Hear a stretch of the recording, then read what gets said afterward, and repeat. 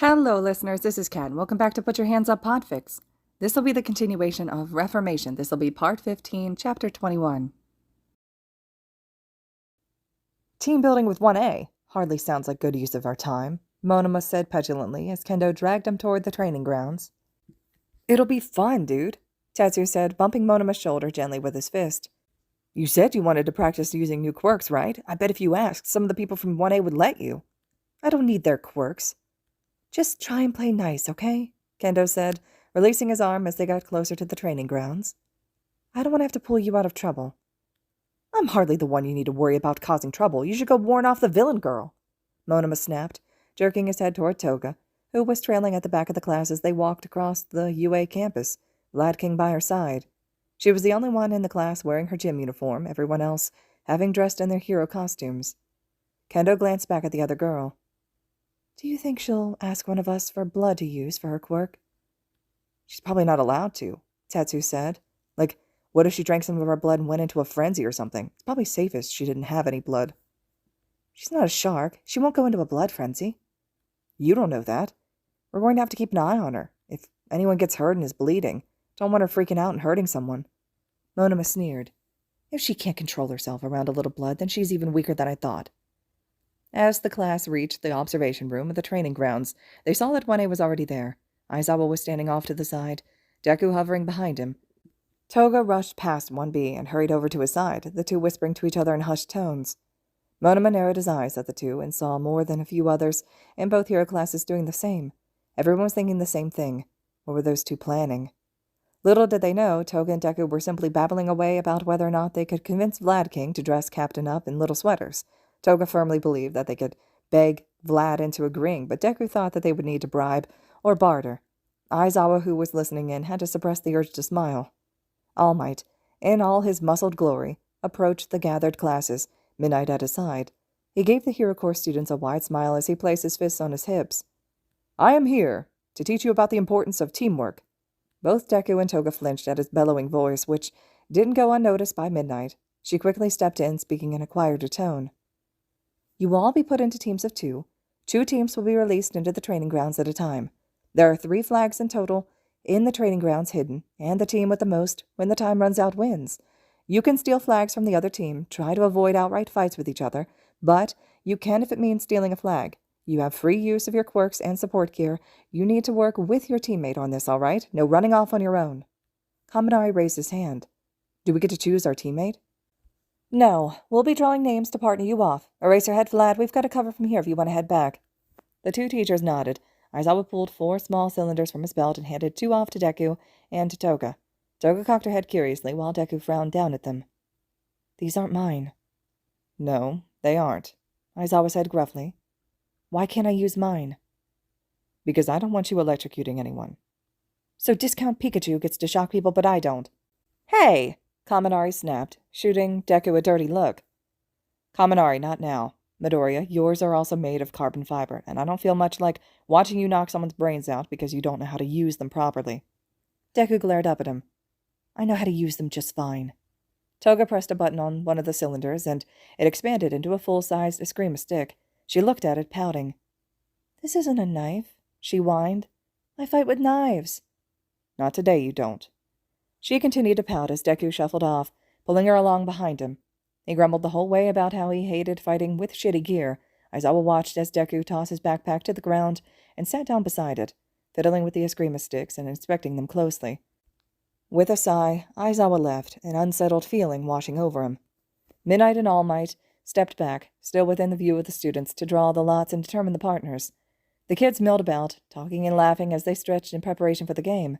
Monoma was sitting with Kendo and Tetsu, though he wasn't listening to what they were saying. His eyes were fixed on the 2 villain transfers, watching them talk. As Monoma watched, Deku reached into his backpack and pulled out a water bottle from the cafeteria. He drank down a few swallows before handing it to Toga, who downed the last of it. Then, as she turned back to Deku, he pushed up his sleeve and held out his wrist to her. In one swift move, she cut him with one of her fangs, just on the inside of his arm. Squeezing at the cut, she got the blood to bubble to the surface and track across Deku's skin. Quickly, she held the water bottle up to the dripping blood and let it flow into it. Monoma let out a startled squawk, Catching his friends' attention, when they turned to see what he was staring at, they both let out startled noises. Kendo was on her feet and running over before any of them could say anything. Her sudden movement caught others' attention and caused them to look around. A few gasps went up when people from both classes saw what the villain kids were doing. "What are you doing?" Kendo asked shrilly, trying to grab Deku's arm away from Toga. Deku jerked away from Kendo, glaring at her. "Back off." "You're bleeding." "No shit. She needs blood to use her quirk, so I'm giving her some." Shinso and Todoroki had both gotten to their feet and hurried over when they heard the ruckus. Todoroki was digging through one of the canisters on his belt to pull out gauze and medical tape. "Aizawa-sensei leaves for 2 minutes, and this is what happens," Shinso grumbled. "Deku, let Todoroki bandage your arm." "Fuck off, mini eraser." Kendo was looking green in the face as she watched the blood pooling in the bottom of the water bottle. "You're just going to give her your blood?" "I've done it before, not really a big deal." You're giving her an edge in the game, though. What if you get paired against her and she beats you?" Deku raised an eyebrow at that. "Seriously? Is that all you guys worry about? Who wins and who's the best? I thought the point of being here is to save people. I don't see how that's a competition. Besides, you know damn well whoever she gets partnered with isn't going to give her their blood."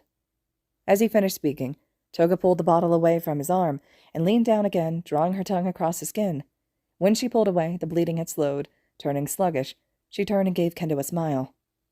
"My saliva can stop and slow the bleeding. Kind of the opposite of what a bat's saliva does, but it works.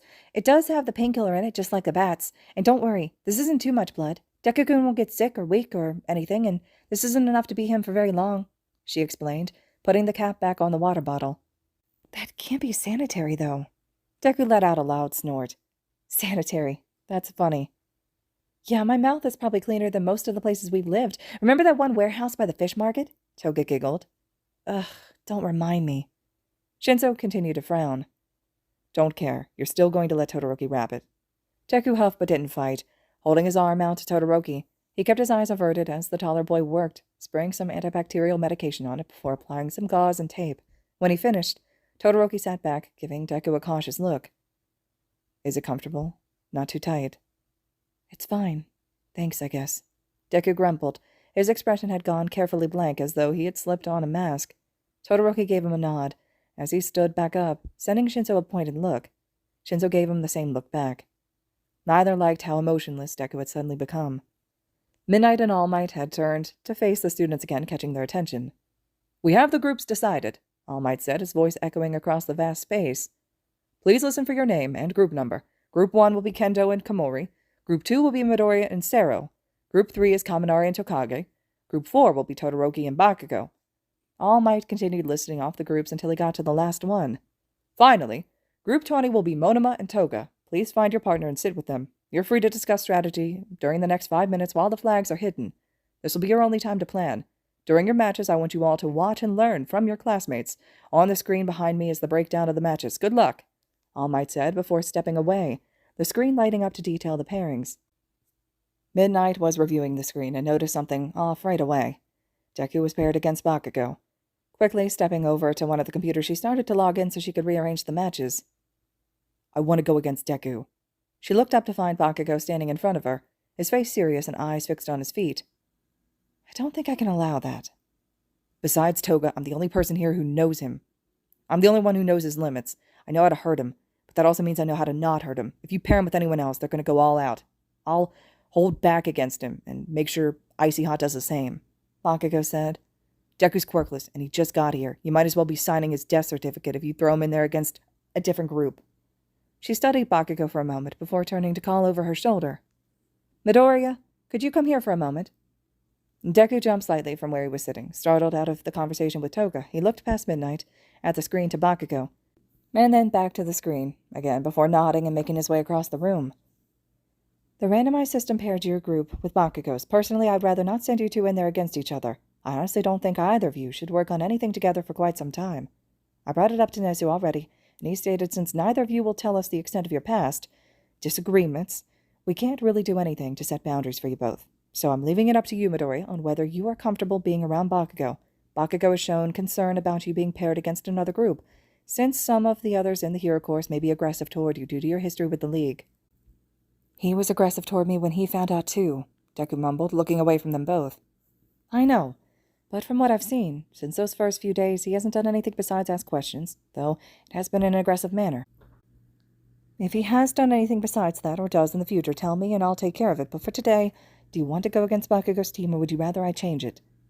Deku paused, his frown deepening slightly, as he thought, with a furrowed brow.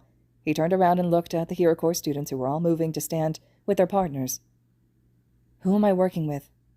Soy sauce face, Bakugou shouted, making Deku flinch. Raise your hand. I have a name, Sero shouted, though they still raised their hand. Bakugou turned on his heel, glaring at Deku. That's Sero. They have a tape quirk. Comes out of their elbows. If you watched the sports festival, you saw them. Deku had his eyes fixed on Sero, who gave an awkward wave. Nodding, he turned back to Midnight. I'll be fine going against Bakugou's group. With that, he marched off, gesturing for Sero to follow. Looking hesitant, Sero walked after him, rubbing awkwardly at the back of their neck. The pair settled in a corner at the back of the room, away from everyone else. Sero opened their mouths to say something, though they weren't sure of what yet, only to be cut off. You can shoot your tape pretty far, right? Deku asked, rifling in his backpack again. Oh, yeah. And is it strong? It's pretty strong, but not indestructible. I wouldn't expect it to be, Deku said, a grin forming on his face as he pulled something from the depths of his backpack. Holding it up, he revealed a small, folding multi-tool. I know I'm not supposed to have this, but if you wait until our turn to tattle on me to the teachers, I promise you will win. Sero cocked their head curiously. After a pause, they nodded.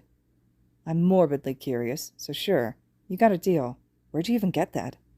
Stole it from Aizawa's place. Now, here's my idea. Monoma was pissed. Not only was he paired up with a villain, he was paired up with Toga. Sure, neither of the villain kids had a quirk that was useful to copy. In Deku's case, he had no quirk, but at least Deku was smart enough to listen to whatever plan Monoma came up with. Toga was batshit crazy. As soon as they got onto the training grounds, she'd probably take off. She was useless as a partner. Stomping over, he jerked his head at her to follow him. Scrambling up, she ran after, trying to keep up with his long strides. They stopped by the wall, with only a few others near them. Listen closely, he snapped. Do as I say, and maybe we won't fail. Think you can do that? Sure, I guess. Good. Looks like we're first up, so we better be ready. You know how to fight? Toga nodded. Yeah, I mean, I didn't have fancy lessons, but I learned. I'm not as good with these stick things as I am with my knives, but I know how to use them since I helped with teaching Deku. I'm good at climbing, running, and jumping, though. Makes me good at parkour. I taught Deku that, too. Do you ever stop talking about Deku? Monoma snapped harshly. When he saw Toga's startled, slightly hurt face, he paused. She quickly schooled her expression. Monoma continued. Listen, the plan is you stay where I can see you. You don't do anything stupid. We're up against Shota and Ojiro. Both of them are good in hand-to-hand combat, so be ready. If you hurt them, though, you'll have me to answer to, understood? Shota is the vice rep, right? Yes, do you not pay attention? Looking away, she scuffed her foot on the ground. No one's introduced themselves to me. I'm still trying to figure out names and quirks and stuff. Hell, fine. Shota's quirk is called Twin Impact. When he hits you, he can make a second stronger impact where he just hit. Ojiro is a tail and is skilled in martial arts. Can your quirk do anything besides make you look like someone else? Toga shook her head. Not that I know of, but I have some of Deku's blood here, she said, holding up the bottle. What good will that do us? Well, Deku-kun's a little taller than me and has a bit more muscle. His reach will be better in hand-to-hand fights, and his muscles are stronger than mine, so if I am him, I can jump better, climb further, and hit harder. I know it won't be enough to trick any of them, but not everyone can have a fancy hero quirk like you and the others. Monoma frowned. Do you even know what my quirk is? She shook her head. Something flashy and cool? I don't know, you're a hero kid, so you have to have something special, she said, her tone bitter. Bet everyone thought you were really cool growing up, huh? You really don't pay attention, Monoma chuckled darkly. My quirk is called Copy. When I touch someone, I can copy their quirk for a few minutes. People hated me. Some still do, especially those 1A bastards. Oh, so we're kind of alike. We are not alike, Monoma snarled. You don't know anything about me. But I do. All the other kids on the playground avoided you, didn't they? Called you weird? Said you were creepy? Did they say you were destined to be a villain? Because that's what happened to me. Even my parents said that, just before they kicked me out on the streets. Her words gave him pause, because, in the end, she wasn't wrong. He had been treated like that growing up. The only difference was that he had his parents' love and support. They both were there for him, wiping his tears and bandaging his scraped knees. His dad would take him to the library nearly every day to read about heroes and learn about quirks.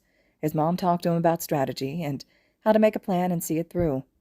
When he told them he wanted to go to UA, They would take turns staying up all night, helping him to study and prepare for the entrance exam. They let him practice using their quirks so that he would know how to adapt quickly. He would work with them to lengthen the time that he could hold on to the quirks, and he worked to hold on to more than one quirk at once.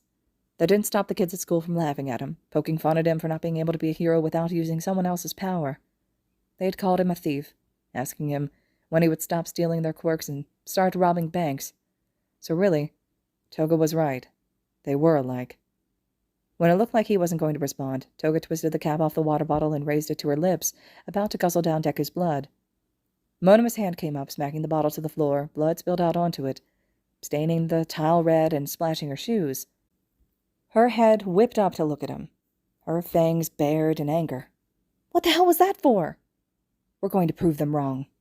What? All the people that said we never amount to anything, we're going to prove them wrong. We're going to prove that we can win regardless of what quirks we were blessed with. We're going to beat them without our quirks. With my planning skills, we'll be able to take them out. I know you've been pretending to be sane now, but you think you can bring out the crazy again. She pouted, glaring at him. I'm not pretending. With my new diet, I've been doing better. Yes or no? Ugh. Yes, I can act crazy. Monoma smiled, looking slightly crazed with the way his pale blue eyes sparkled. Perfect. All right, listeners, this concludes Chapter 21 of Reformation. Chapter 22 will be next. Hope you all are enjoying this still, and as always, thank you so much for listening.